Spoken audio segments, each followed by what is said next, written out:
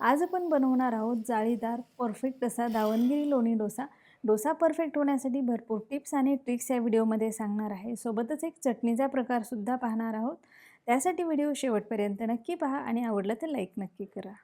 आता डोसा बनवण्यासाठी इथे मी इडली राईस वापरते. तुम्ही याऐवजी कुठलाही तांदूळ वापरू शकता, म्हणजे सोना मसुरी, कोलम किंवा रेशनचा तांदूळसुद्धा वापरू शकता. फक्त तांदूळ जुना असावा. आता हे जे मेजरमेंटचे कप आहेत त्याने मोजून हे 3 कप एवढे तांदूळ घेतलेत. तुम्ही घरातील वाटी, ग्लास काहीही घेऊ शकता. तर यासोबतच आपल्याला यामध्ये 1 कप एवढी उडीद डाळ घालायची, 2 टेबलस्पून चणा डाळ आणि हे सगळं आपल्याला 3-4दा धुवून घ्यायचं आहे. आता हे तांदूळ 3 ते 4 वेळेला धुवून घेतलेले आहेत मी. आता यामध्ये आपल्याला भरपूर पाणी घालायचं आहे. बघा तांदळाच्या वरती बरंच पाणी यायला हवं. आणि आता यामध्ये आपल्याला अर्धा टीस्पून मेथीदाणे घालायचे. आता यावर झाकण ठेवते आणि 5 ते 6 तास भिजायला ठेवते. आता 5-6 तास झालेले आहेत. डाळ तांदूळ व्यवस्थित भिजलेले. आता काय करायचं आपल्याला, अर्धा कप एवढे पोहे घ्यायचे. रेग्युलर आपण जे कांद्या पोह्याला वापरतो तेच. त्यामध्ये पाणी घालायचं आणि हे पोहे आपल्याला 5 मिनिटं भिजवून घ्यायचे. आता पोहे देखील भिजले गेलेले. आता घेऊयात मिक्सरचं जार आणि त्यामध्ये आपल्याला हे भिजवून घेतलेले जे डाळ तांदूळ आहेत ते घालायचे. आपले अर्धे पोहे घालूयात आणि हेच पाणी मी यामध्ये घालते. आणि आता हे मिक्सरला एकदम बारीक करून घ्यायचं आपल्याला. आता हे बघा एकदम व्यवस्थित बारीक करून घेतलंय. छान असंच बारीक करायचं. हे खूप जाड ठेवायचं नाही. आता याच पद्धतीने सगळे जे डाळ तांदूळ आहेत ते मी मिक्सरमधून बारीक करून घेणार आहे. आता इथे सगळं तांदूळ मी काढून घेतले मिक्सरमधून. आता काय करायचं, याला आपल्याला हाताने एकाच डायरेक्शनने 4 ते 5 मिनटं असं फेटवून घ्यायचं आहे. त्यामुळे यामध्ये हवा भरली जाते आणि पीठ छान फुगतं. आता यावर आपल्याला झाकण ठेवायचं आहे आणि रात्रभर हे फर्मेंट होण्यासाठी ठेवायचं आहे. आता हे पीठ रात्रभर असंच ठेवलेलं होतं. दुसऱ्या दिवशी बघू शकता एकदम मस्त फुगलेलं आहे. जाळी पण खूप छान आलेली आहे. आता यामध्ये आपल्याला मीठ घालायचे आणि 1 टीस्पून साधारण साखर घालायची आहे. आता साखर घालण्याचं कारण काय, यामुळे रंग खूप छान येतो डोश्याला. मिक्स करायचं आहे. आता या स्टेजला ना मिक्स करताना याला ओव्हर मिक्सही करायचं नाही आणि शक्यतो एकाच डायरेक्शनने असं मिक्स करत जायचं आहे. आता हे पीठ जास्त घट्ट वाटते, यामध्ये मी थोडंसं पाणी घालते.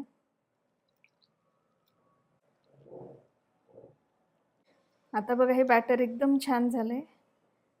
आता आपल्याला गन पावडर किंवा पोडी बनवण्यासाठी एक पॅन गरम करायला ठेवायचा आहे. त्यामध्ये घालायची आपल्याला अर्धा कप एवढी उडीद डाळ आणि पाव कप एवढी चणा डाळ. आता ह्या दोन्हीही डाळी आपल्याला कमी फ्लेमवरती छान खमंग भाजून घ्यायच्या. डाळ जेवढी छान भाजली जाईल तेवढी चटणी किंवा ही जी पोडी पावडर आहे, गन पावडर आहे, ती चविष्ट होते. आता या डाळी बऱ्यापैकी भाजल्या गेलेल्या. यामध्ये आपल्याला पाव कप एवढे तीळ घालायचे आणि पुन्हा हे एकत्र चांगलं भाजून घ्यायचं. हे तीळसुद्धा छान खमंग भाजायला हवे. आता हे सगळं व्यवस्थित भाजलं गेलेलं आहे. गॅस बंद करायचा आणि आपल्याला गार होण्यासाठी ठेवायचं. आता हे गार झाले. आता आपण एक मिक्सरचा जार घेऊयात. त्यामध्ये आपल्याला या डाळी घालायच्या. त्यामध्ये घालूयात 1 टीस्पून हिंग, चवीनुसार मीठ आणि लाल मिरची पावडर. ही बेडगी मिरचीची पावडर आहे. आता माझ्याकडे पावडर होती म्हणून मी इथे पावडर वापरते. तुम्ही सुक्या मिरच्या जर असतील ना, तर हे जेव्हा आपण भाजून घेतलं त्याच वेळेला लाल सुक्या मिरच्या यामध्ये भाजून घेऊ शकता. आता हे सगळं आपल्याला एकत्र मिक्सरमधून फिरवून घ्यायचं आहे. बघा ही गन पावडर तयार झालेली. आता ही ना तुम्ही एखाद्या एअरटाईट बरणीमध्ये जर भरून ठेवली तर महिनाभर व्यवस्थित राहते, खराब होत नाही. आणि ही तुम्ही फक्त डोशावरच नाही तर इडली किंवा कुठल्याही साऊथ इंडियन पदार्थासोबत खाऊ शकता. आता इथे मी डोसा बनवण्यासाठी तवा गरम करून घेतलाय. तवा खूप जास्तही गरम नको आहे. जास्त गरम असेल तर त्यावरती थोडंसं पाणी शिंपडायचं आणि पुसून घ्यायचं. बघा याला जाळी किती छान पडते, एकदम स्पॉन्जी असा आपला डोसा तयार होतो. वरतून बटर घालूयात. घरचं लोणी कुठलंही विकतचं कोणतंही लोणी तुम्ही यासाठी वापरू शकता.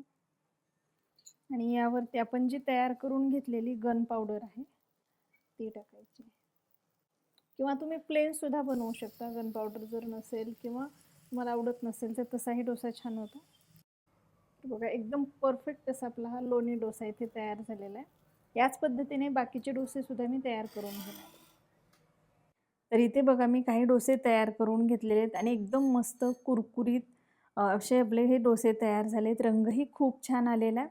तर तुम्ही सुद्धा या पद्धतीने नक्की बनवून पहा. रेसिपी तुम्हाला कशी वाटली कमेंट करून नक्की सांगा. चॅनलवरती नवीन असाल तर चॅनलला नक्की सबस्क्राईब करा आणि हा व्हिडिओ तुमच्या मित्रमैत्रिणींसोबत सुद्धा नक्की शेअर करा.